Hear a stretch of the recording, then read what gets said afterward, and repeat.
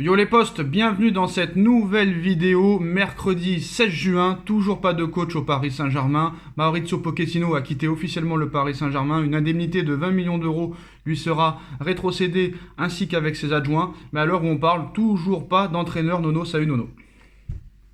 Salut Sacha, c'est compliqué, hein, toujours pas d'entraîneur, la saison va pas tarder à recommencer, donc je me demande ce qui se passe, quoi. Soit faut arrêter avec Zidane et prendre Galtier, mais il faut prendre une décision maintenant. Alors on en reparlera en fin de vidéo. D'abord on va parler des premières informations. Leeds United a transmis une offre qui avoisine les 20 millions d'euros pour Arnaud Kalimuendo. De son côté, Foot Mercato confirme une offre du club anglais. Le PSG réclame 22 millions d'euros et Paris souhaite inclure des clauses. L'une d'elles pourrait être une clause de rachat. Alors Nono, Kalimuendo, 22 millions d'euros pour un joueur que tu comptes pas dessus. J'ai envie de te dire, il faut le vendre très très vite. Même si je pense que Kalimuendo aurait sa place dans cette équipe. Vu qu'il a aucune chance au PSG, à ce prix-là, faut vendre. Voilà. Et je pense que c'est un bon début, c'est bien vendu. Après, donc, c'est pas encore officiel, mais bon, de là à dire que le PSG n'y compte pas, alors que le nouveau coach n'est même pas encore officiellement là, c'est un peu quand même vendre la peau de l'ours avant de l'avoir tué.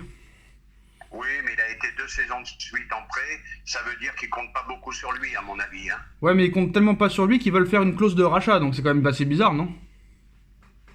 Tu sais, hein, maintenant, dans le football moderne, on n'y comprend plus rien, hein, malheureusement. Alors Arnaud Kalimuendo et Mauro Icardi ont été placés sur la liste des transferts. Plusieurs clubs sont prêts à accueillir l'attaquant français, donc voilà, 22 millions d'euros, c'est quand même pas mal. En plus d'Areola qui devrait partir pour 12 millions d'euros à West Ham ou à Newcastle qui sont prêts aussi à le prendre.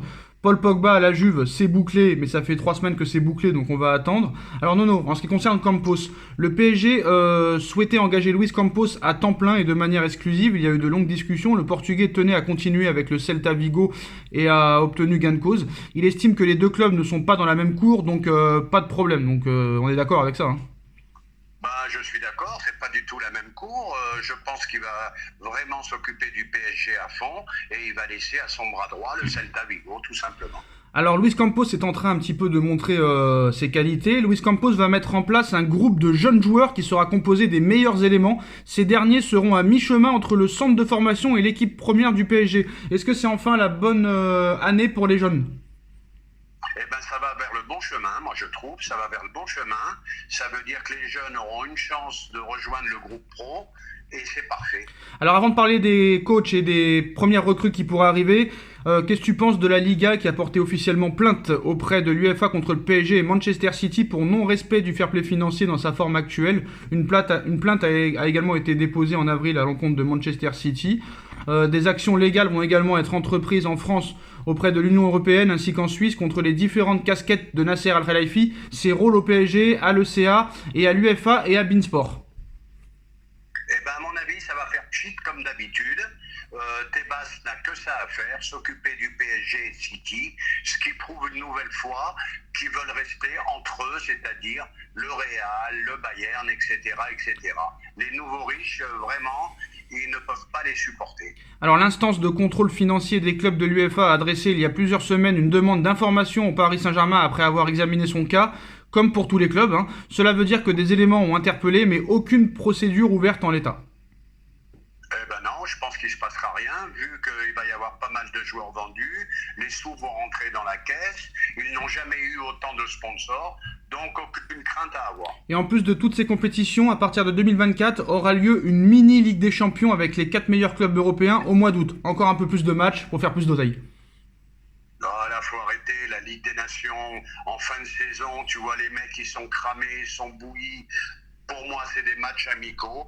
Ça suffit pas. Ils rajoutent encore une compétition en plus. Faut pas s'étonner après que la qualité des matchs baisse de plus en plus. Bon, cette mini Ligue des Champions, Nono, il faudra la gagner cette fois, celle-là. Éventuellement. Après, faut pas oublier, Nono, qu'en Ligue 1, il n'y a plus la Coupe de la Ligue et qu'à partir de l'année prochaine, ça passe de 38 journées à 34 journées et ça revient à 18 clubs. Hein. Le seul club qui fait ça, le seul championnat qui fait ça avec l'Allemagne maintenant. Oui, mais je je suis d'accord, mais entre tous les matchs, plus les matchs internationaux, plus la Ligue des Champions, plus ci, plus ça, la Ligue des Nations, les mecs, tu l'as vu là, en Ligue des Nations, ils sont tous cramés. Ils n'arrivent même plus à mettre leur équipe. Regarde l'Angleterre, on a pris 5, etc., etc. Ça ne veut plus rien dire. Ouais, mais Nono, vu les salaires qui sont tellement énormes, c'est peut-être normal aussi qu'on rajoute des matchs. Hein.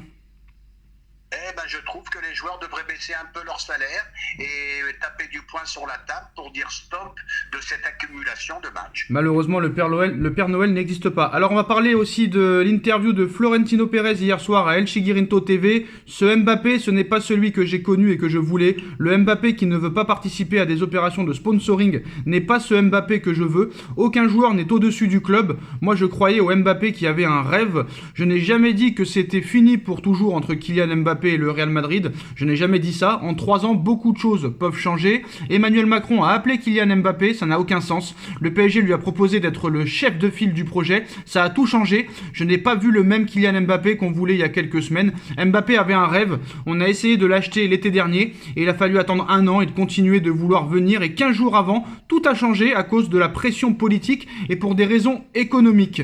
Qu'est-ce que tu penses de l'interview de Pérez ? Eh ben moi je dis que Pérez ne s'en remet toujours pas. Je pensais qu'il était passé au-dessus de tout ça. Donc je m'aperçois d'une chose, c'est que Mbappé était vraiment leur gros projet numéro 1. Bon, ils s'en sont pas remis, ils s'en remettront un jour, pas de problème. Alors, je pense pas que le roi d'Espagne appelle les joueurs personnellement, ni moi-même. Une réaction là-dessus ? Il se rappelle quand même que le roi d'Espagne a sauvé le Real Madrid de la liquidation, quoi. Hein. Et pour finir, sans la Super League, le football mourra. Sans la Super League, le football mourra. Avec la Super League, moi je dis que le football mourra. Il faut laisser quand même les clubs intermédiaires pouvoir jouer, quoi. On peut pas faire 25 matchs avec les plus gros clubs européens, c'est pas possible. Alors, le PSG est très confiant dans le dossier Milan-Skriniar. Paris estime être en mesure de boucler le dossier assez rapidement. Le dossier Gianluca Scamacca avance très bien. Le PSG se veut très confiant dans cette opération, même s'il reste des détails à régler. Alors, Skriniar, d'accord, Nono. Scamacca, pourquoi pas, mais le PSG qui propose 35 millions d'euros et que Sassuolo refuse. Là, faut vraiment pas passer pour des pigeons parce que, voilà, Scamacca... Le mec, il a rien fait. En 3 ans, il a strictement rien fait, le gars, depuis son passage en professionnel. Il faut arrêter maintenant de surpayer les transferts. C'est qui, ce gars ? Stop. Voilà, dès que c'est le PSG, ils veulent des fortunes. Même Skriniar, j'ai entendu parler. Le PSG a fait une proposition à 60, ils en veulent 80. Moi, je dis qu'il faut arrêter. Il faut arrêter tout ça. Ouais, voilà. Donc, bon, Skriniar, 60, pourquoi pas, mais Scamacca, 50 millions d'euros, je refuse. Je refuse totalement. Mais bien sûr, c'est un joueur de Sassuolo. De Sassuolo, tu passes au PSG. C'est 3 étages au-dessus. Non, mais c'est pas ça, Nono. Surtout que c'est Sassuolo, mais en plus de ça, c'est pas non plus un serial buteur de folie. Voilà, c'est tout.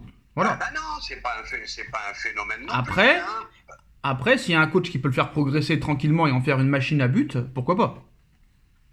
Maintenant, de toute façon, dès que c'est le PSG, sache une chose, ça sera toujours 30-40 millions au-dessus de leur valeur réelle. Bon, voilà. Comme je t'ai dit, Skriniar 60, oui. Skriniar 80, non. Voilà. Alors, peut-être que pour Campos, il a un fort potentiel et peut-être qu'avec un grand coach, ça peut devenir une star. Hein, on sait jamais. Allez savoir.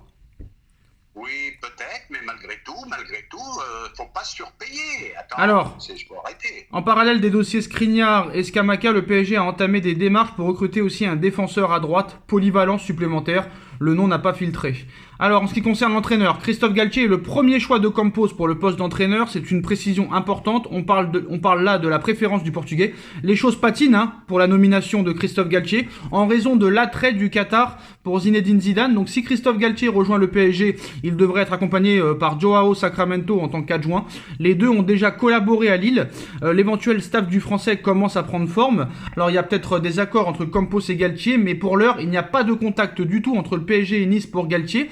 Parce que c'est très simple, si le dossier Zidane était mort, Christophe Galtier serait déjà coach du Paris Saint-Germain. Donc toujours, il y a toujours une procédure pour Zidane à l'arrivée.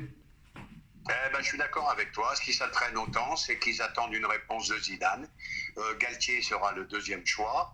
Mais moi, je pense qu'il y a un moment, il faut arrêter. Mais Zidane ou pas Zidane, stop, quoi. Tu veux venir ou tu veux pas. Alors, maintenant, Galtier, ça va nous coûter encore un bras. Bon, écoute, Alors, c'est comme ça. je t'explique, Nono. En fait, le problème, c'est que vu la débâcle de l'équipe de France en Ligue des Nations, on se dit que Deschamps est peut-être plus proche de la sortie que d'une prolongation de contrat malgré Noël Le Graët. Parce que là, ça a été catastrophique quand même. Parce que même si la Croatie s'est plaint, la Croatie quand même est en tête de la Ligue des Nations.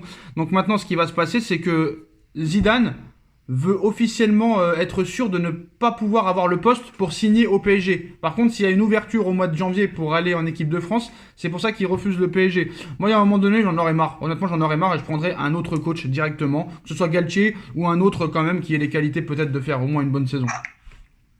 Moi, au jour d'aujourd'hui, je prends Galtier. Le mec, il a dit qu'il avait envie. Et moi, j'ai envie au PSG. Ouais, mais Nono, les mecs qui ont envie. c'est pas parce Si que on t'as doit envie, attendre Zidane, c'est pas parce que t'as envie si que tu on vas doit- réussir. C'est pas parce que t'as envie que tu vas réussir.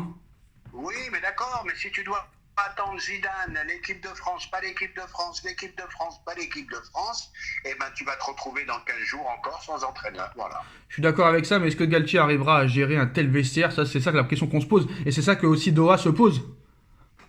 Eh ben pourquoi pas. Moi je dis pourquoi pas. Ça peut pas être plus mauvais que Pochettino, de toute façon. Moi je dis pourquoi pas.